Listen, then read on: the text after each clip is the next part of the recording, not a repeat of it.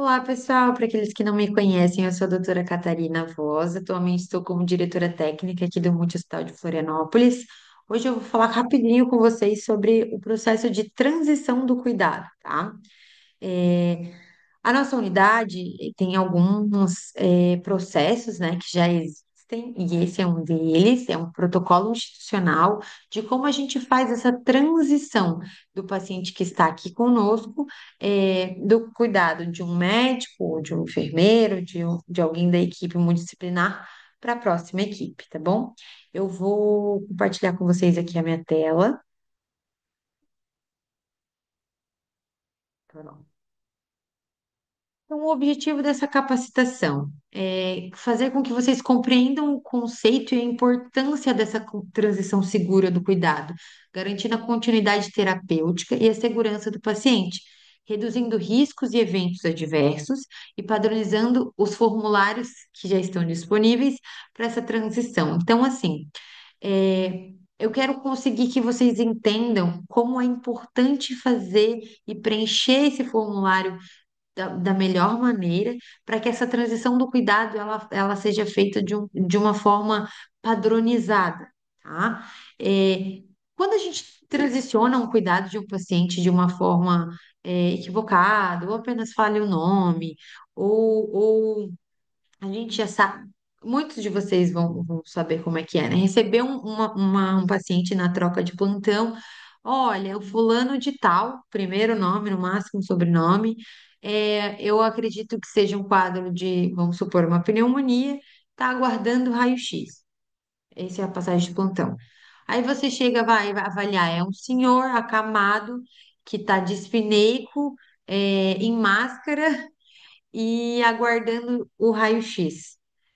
Não sabe qual medicação utilizou, aí você vai avaliar o prontuário, não tem um bom preenchimento de prontuário, conseguiu ali ter acesso às medicações que foram feitas, mas não sabe o que que foi, como é que esse paciente estava quando ele chegou. Então, isso faz você ter que fazer um retrabalho, certo? Tu vai ter que avaliar o paciente como se ele tivesse chego naquele momento, do zero. Então, tu vai ter que avaliar do zero, pedir todos os exames novamente, fazer a medicação, ajustar tudo, porque um, não tem um cronograma ali da chegada desse paciente até como você recebeu. Então, a gente fica muito à mercê, né? E outro caso é quando você passa um paciente que estava redondinho, tudo equilibrado e tal, e descobre no outro plantão que aquele paciente evoluiu super mal. E aí, como é que você vai mostrar que quando você passou aquele paciente ele estava estável mesmo? Não, na verdade, o médico demorou muito tempo para ir avaliar ele na passagem de plantão, porque ele não tinha entendido que era um paciente grave. E aí, aquele paciente acaba ficando mais grave ainda, pior ainda, por causa desse atraso. Então, quantos erros não podem acontecer quando a gente faz uma transição do cuidado mal feita, né? Conceito: a transição do cuidado é um processo estruturado de passagem de informações e responsabilidades entre profissionais, setores ou instituições. Falhas neste processo podem gerar eventos adversos, atrasos e duplicidade de exame. Então, assim, ó, quando um profissional médico ele atende um paciente, ele faz toda a tua conduta, ele vai transicionar esse paciente para o próximo, fazer o segmento, ele tem que descrever como o paciente chegou, o que foi feito, quais medicações foram aplicadas, que horas, quais exames foram solicitados, o que que o paciente está aguardando, qual que é o plano desse paciente ali, né? Quais dispositivos o paciente está utilizando? Ele está em VNI, ele foi entubado, ele está só no catéter, ele tem risco de evolução desfavorável. Isso precisa ser passado, mas e precisa ser passado de um jeito documental. Por quê? Porque só falar pode causar esquecimento, pode causar confusão, omissão, e isso é muito sério quando a gente lida com vidas, né? Essas falhas nessa transição do cuidado pode gerar o atraso de um médico aí avaliar um paciente porque ele não sabia que era tão grave, e isso acarretar em problemas seríssimos, ou em fazer uma medicação que ele não viu que já tinha sido feita porque não foi bem documentada, ou solicitar novamente exames que paciente já fez, já está aguardando, por quê? Porque não está descrito. É, ou deixar de avaliar algo por não estar evoluído corretamente, né? Então, assim, isso pode causar danos bem sérios e bem graves, então a gente precisa documentar. Até para documentar a passagem da responsabilidade, certo? Até esse ponto, o paciente era minha responsabilidade. A partir daqui, eu carimbei, você carimbou, nós dois assinamos. A partir daqui, a responsabilidade pelo cuidado dele é tua. Eu me responsabilizo por te entregar ele assim. Você se responsabiliza do cuidado dele a partir daqui até a alta dele ou a transferência. Então, assim, isso é muito importante, ainda mais para nós médicos. é, Essa questão da responsabilidade, né? E para facilitar o nosso trabalho de quem pega esse paciente todo organizado, para que a gente consiga rapidamente identificar a gravidade do caso, quais são os próximos passos, com que urgência eu preciso ir avaliar esse paciente, ou eu consigo aguardar. É alguém que está ali no corredor, sentadinho, esperando um exame de urina por uma suspeita de cistite. Eu sei que eu vou literalmente seguir o meu plantão aqui aguardando o exame dela ficar pronto, né? E não que eu vou ter que ir ativamente buscar esse paciente com a paciente grave, que está em ventilação e que ele precisa da minha atenção antes mesmo, é, da tela, por exemplo, tá? As dimensões da transição. Então, a gente separou assim as documentações em transição do cuidado médico e de enfermagem, tá? O de enfermagem é estruturado via SBAR. Então, o que que acontece? Ali mais para frente eu vou mostrar os documentos, que fica mais fácil de ficar mais visual, né? Mas basicamente é de enfermeiro para enfermeiro, né? E a gente, de médico para médico, a gente tem três tipos de avaliação. Nós temos dois formulários, mas três tipos de transição. A gente tem uma transição dentro da mesma unidade e ela pode ser intrasetorial, dentro do mesmo setor. Então, uma passagem de plantão. Eu estou na porta, estou aqui com um paciente aguardando um exame de urina sair. Eu vou transicionar esse cuidado para o próximo médico que está chegando no plantão, que também vai estar na porta. Perfeito? Uma transição do cuidado intersetorial, entre setores da mesma unidade. Então, olha, eu estou com um paciente na observação, é um paciente que está em catéter nasal, mas ele tem alguns problemas pulmonares e aparentemente ele está com uma pneumonia, e aí eu notei que ele teve uma piora significativa, eu preciso de um suporte maior e eu vou transferir ele para a sala de reanimação e com isso transferir o cuidado dele para o médico emergencista. Então, eu preciso transferir de setor, né? Dentro da mesma unidade. Ou uma transferência externa. Então, o paciente que está, por exemplo, na UPA Sul e ele vai para o Celso Ramos. Eu preciso daí colocar alguns outros dados, são instituições diferentes, né? Então, eu preciso colocar como que esse paciente vai ser transportado, se vai ser ambulância própria com médico, sem médico, se vai ser via SAMU, quais dispositivos esse paciente tem, qual que é a unidade de origem.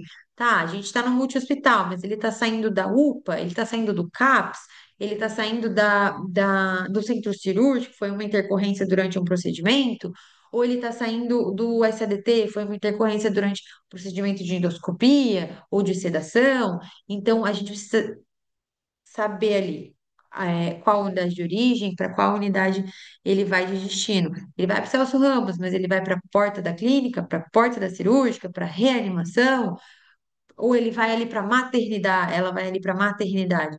Então a gente precisa ter alguns outros dados diferentes, então tem um formulário diferente, tá? Termos e definições. Aqui são alguns termos que vocês vão encontrar no protocolo, então eu já trouxe aqui. O SBAR, então, é identificação, situação, background, avaliação e recomendação. Esse é o instrumento da enfermagem, né? Aí a gente tem a transferência interna entre setores da mesma unidade ou intrasetorial e transferência externa entre unidades. E aí a gente tem o termo handoff ou handover, que é passar a informação, tá? O objetivo do protocolo em si, padronizar a comunicação nas transições, garantir a rastreabilidade e a segurança, tá? Fortalecer a integração multiprofissional, tá todo mundo ciente, né? Então, de enfermeira, de equipe de enfermagem multidisciplinar para equipe de enfermagem multidisciplinar é feita a transição e de médico para médico é feita a transição. Fortalecer, então, essa integração, assegurar os registros completos. Então, a gente fazendo um registro completo de transição, automaticamente a gente vai fazer um registro completo de prontuário, certo? Você não vai colocar tudo ali na folha de transição e no prontuário não colocar nenhuma informação. Então, você fazendo certo no prontuário, fica fácil só pegar essa informação e colocar na folha de transição do cuidado. Isso é muito valioso para o paciente, o cuidado dele vai ser muito melhor, com muito mais atenção, e a transição do cuidado dele também, tá? O SBAR é esse instrumento aqui, tá? Então pode ver que ele é separadinho. Então o S, aqui situação, então motivo da transição e tudo mais. E aqui tem a identificação. B, background, então alergias, antecedentes, tudo mais. A avaliação, então como ele está agora. E o R, recomendação, qual que é o plano de cuidado. A parte médica, então a gente tem dois, que essa daqui é a interna, que é dentro da mesma unidade. Pode ser entre setores ou na troca de plantão, né? Então, intra ou intersetorial. Aqui a gente vai ter a identificação do paciente, o tipo de transição e as informações. Como na troca de plantão ou troca de setor, a gente tem acesso ao mesmo prontuário, porque nós estamos utilizando a mesma unidade, né? Então, muitas das coisas a gente consegue consultar até dentro do prontuário. Ai, não me colocou quais medicações foram administradas. Eu vou ali no prontuário, vou dar uma checada, ver se tem alguma outra coisa, vou dar uma conferida, né? Então, aqui eu deixei mais um quadro amplo, até para se você preferir. Tu fez uma evolução bem certinha dentro do prontuário CELP e tal. Tá tudo certo. Anamnese, exame físico, medicações feitas, resultado de exame. Tu pode copiar aquilo e colocar aqui no quadro clínico, sabe? Eu deixei separadinho o uso de dispositivos, porque a gente precisa saber, assim, ó, na hora que bate o olho, o paciente está entubado, está com sono nasográfica, está com dano de tórax, está em VNI, precisa ser uma coisa rápida de se identificar, né? Do mesmo jeito, as alergias, as comorbidades. E ali, hipótese diagnóstica. Aqui a gente tem um outro detalhe: setor de origem e setor de destino. Se for de passagem de plantão no mesmo setor, não precisa preencher ali, né? Pode colocar porta a porta, não tem problema algum. Mas assim, se eu estou indo da observação para reanimação com esse paciente, se é um paciente que estabilizou, precisa estar ali. A condição clínica no momento da transição, ele está estável, ele tá instável, ou ele coloca estável, mas assim, observações, estável, mas assim, risco de instabilizar a qualquer momento, enfim, qualquer adicional que você quiser colocar. É um paciente passível de transferência? É uma possível transferência? Então, olha, ele está ali na nossa observação, aguardando exames, mas provavelmente é uma transferência, porque ele tem isso, isso, isso, isso, isso, e provavelmente vai ser transferência. Ou já é uma possível transferência e eu já estou tentando vaga. Quais são as negativas? Porque às vezes o profissional que ele vai pegar esse paciente e vai seguir tentando a transferência dele, às vezes ele não precisa ligar em todos os lugares novamente. Se você acabou de ligar, por exemplo, no Hospital Florianópolis, no Celso Ramos, ele pode tentar ligar no HU e em seguida essa SAMU. Ele já tem ali as negativas, qual médico que negou e o horário, né? Então é importante colocar o nome do médico, o local e o horário da negativa, para que isso possa ser, o manejo ele possa ser, ele possa partir do ponto onde o outro médico parou e não ter que refazer tudo de novo, sabe? Não ser um retrabalho não causar mais atraso ainda no segmento desse paciente. E aí, se foi CISREG, quando, que horas que foi solicitado a vaga via CISREG, SAMU, vaga zero, qual que é o número da ocorrência? Que horas foi o último contato? Para o médico que está recebendo ali, para saber, ah, não, acabou de fazer contato, esse é o número da ocorrência, eu vou aguardar um pouco. Ou não, já tenho que ligar de novo para ver como é que tá essa ocorrência. Estou com o paciente aqui, sabe? E aí sempre assinar. Carimbe e assina e anexa isso ao prontuário eletrônico, tá? É, é muito importante a gente anexar essa transição do cuidado ao prontuário eletrônico do paciente, porque isso é um documento de prontuário, sabe? É uma transição do cuidado, é um documento que ele pode nos proteger, tanto o médico que recebeu quanto o médico que passou, né? Transição do cuidado externo. Agora a gente tem que lembrar que esse paciente ele vai para uma unidade que provavelmente não usa o mesmo sistema de prontuário que a gente. Então, esse médico que está recebendo o paciente lá, ele não tem a mínima ideia e não vai ter das informações do paciente, a não ser que você tenha passado, a não ser que esteja descrito.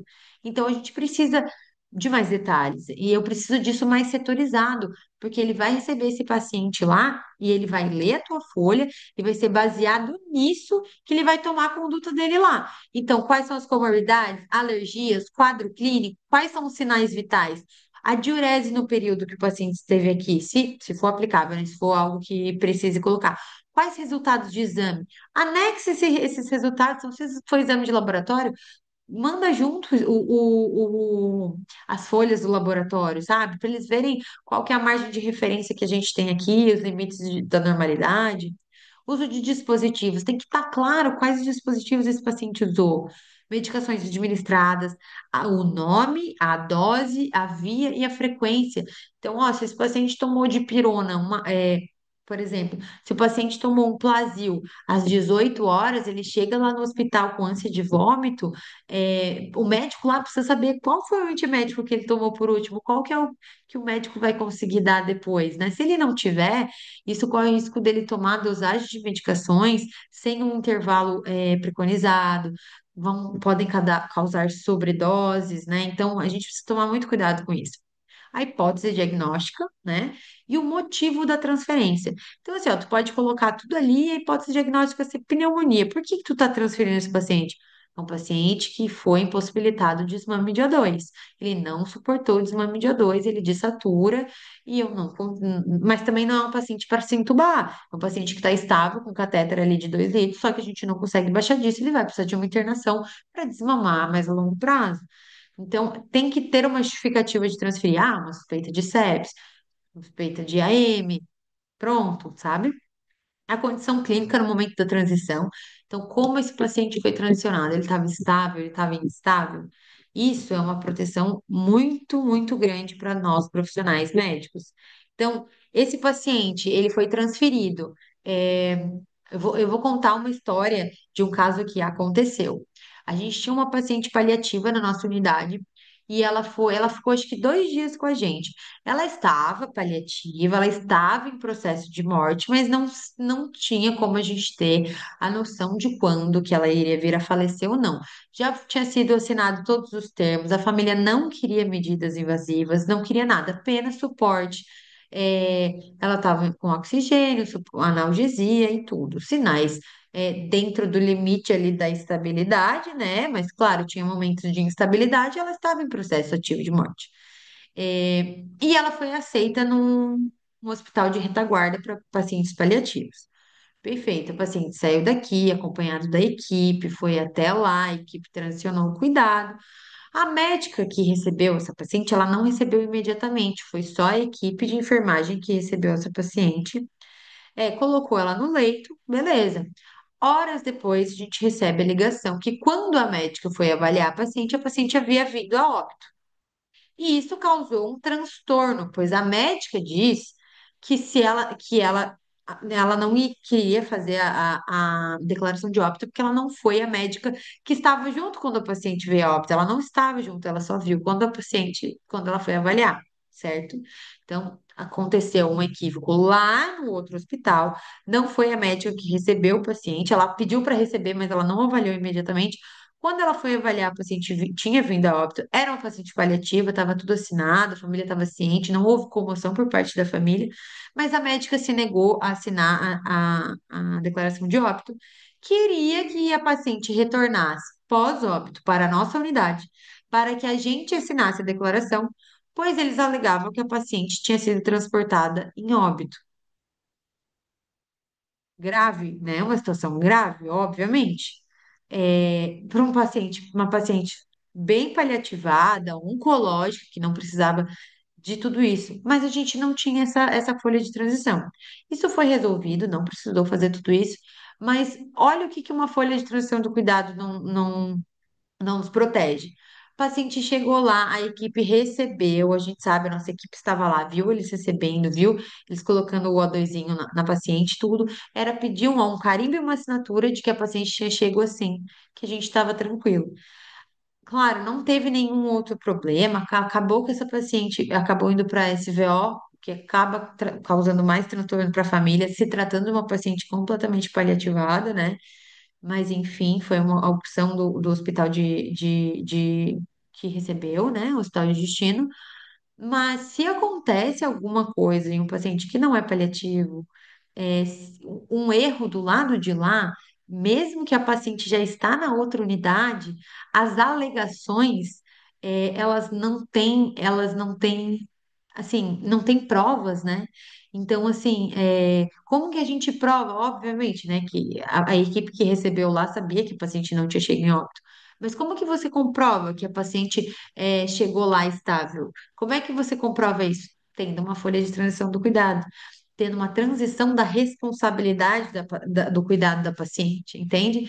Então, isso é muito importante. Por que que o SAMU tem aquela folhinha lá? Por que que o SAMU pede para a gente assinar antes dele sair? Porque a gente assina que a gente recebeu o cuidado daquela paciente, daquele paciente que eles estão trazendo, que a partir dali a responsabilidade é nossa. Então, assim, é a mesma coisa aqui, tá? Transicionou o cuidado de um paciente para o outro profissional, ele assina que ele está recebendo, ele assina estar ciente disso, você assina que você está se comprometendo que a paciente estava assim, né? E aí tudo feito, tudo documentado. Leitura e confirmação com o readback é muito importante. Então, você vai transicionar um paciente pro para o cuidado de um outro profissional. Você vai, com a folha em mãos, ler como essa paciente está, ele te devolve dizendo o que que ele entendeu. Tu entendeu, doutor? Que ela está assim? O que que foi feito? Tal, perfeito. Vamos lá, eu assino, você assina, tá passado o caso, né? Evitar erros de interpretação e omissões, porque se o médico que está recebendo, é um profissional que está recebendo, ele tem alguma dúvida, ele já tira essas dúvidas ali naquele momento. Segurança na transição. Então, uma comunicação bidirecional, o tal do readback, registro no prontuário eletrônico, registro em tudo no prontuário eletrônico, pessoal. De preferência, né? Tudo que é físico também é prontuário, então a gente precisa armazenar, mas o ideal é a gente subir isso para o prontuário digital, né? Então, coloque a transição do cuidado mesmo, suba ela, anexe ela no prontuário eletrônico. Formulário assinado e anexado, e avaliação de estabilidade antes da remoção. Sempre os sinais vitais que vão estar naquela folha são os últimos sinais. A avaliação que vai estar aqui ali na folha vai ser a última avaliação que o paciente estava, como o paciente estava no momento, né? Um paciente instável, ele tem que ser estabilizado antes de transferir, né? É, Geralmente, esse paciente instável, ele vai ser transferido na ambulância, uma ambulância, uma UTI móvel, né? Pelo SAMU.